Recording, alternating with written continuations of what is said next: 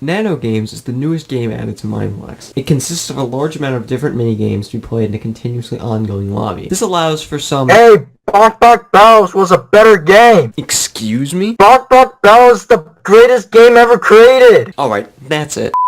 Unlike its predecessor, Balk Balk Battles, which completely failed in every way, Nano Games is a much better experience. Balk Balk Battles limited your life count, which literally made the game absolutely zero fun to play whatsoever. Most of its games were boring, making the time you spent in-game even more grueling. The worst part was that when you lost all your lives, you were sent to a chicken pen where chickens would slowly kill you while you were forced to watch other players succeed, almost like a final screw you. Nano Games mends this issue by not limiting itself to a life counter, and allows the players to always be playing without having to worry about getting kicked for losing a few rounds. The games never have a pause in between rounds, meaning that players can hop in and out of the lobby to play with little consequences for losing. As of right now, I'd say that this is the most chill game in existence. It's limited to Eternal and Power Play Club only, so there aren't many hackers. However, with such high ranks, many would assume that it would be incredibly toxic. Surprisingly enough, it's one of the most friendly games I've ever played and is extremely welcoming of new players. Unlike Skywars and Mindstrike, losing one round won't result in somebody shouting easy or Yeezy, I guess. My shoes cost more than your whole outfit, so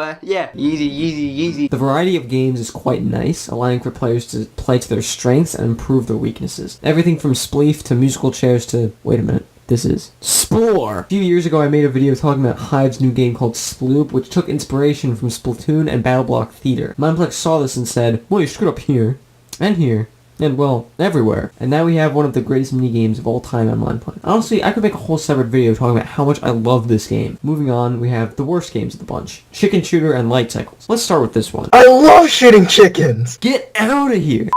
Chicken Shooter mainly has the issue of death lag. My computer, being a behemoth compared to the average player, runs at a max of 30 frames in this game. It is unacceptably laggy, which makes the difficult aiming even more unfair. Light Cycles has a similar issue. The controls aren't responsive enough to turn in such a tight area, making it very easy to die, as opposed to Snake, where controls are almost perfectly accurate. I think I've died more times to me killing myself than other players blocking me off. Those two games are the only real issues I can find, but I can overlook them just because of how much fun the other games are. The inspiration for a few of these games is obviously from other games and servers, but they're put together so well that they end up improving most of the negatives from the original game. Reverse Tag makes the map have a lot of open space, but still allows players to keep the game interesting until the end. Copycat removes the boring pauses and speed builders, resulting in even faster building competition. Color Swap improves the original block party element by making a larger color area, while also making time speed up much faster for players just make split-second decisions. There's literally a game called Quick, where you have to complete other small mini-games inside of Nano Games,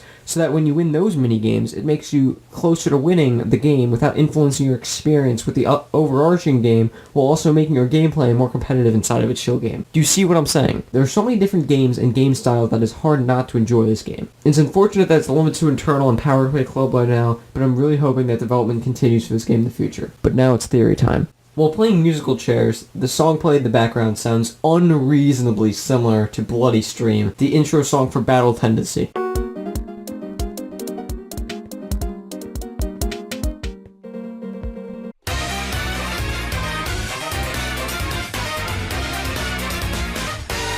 Either my ears are completely useless, or one of the devs really wanted to throw a JoJo meme into the game, which I already did in my last video. So I think it's confirmed that everything is a JoJo meme, but that's just a theory. A meme theory! No!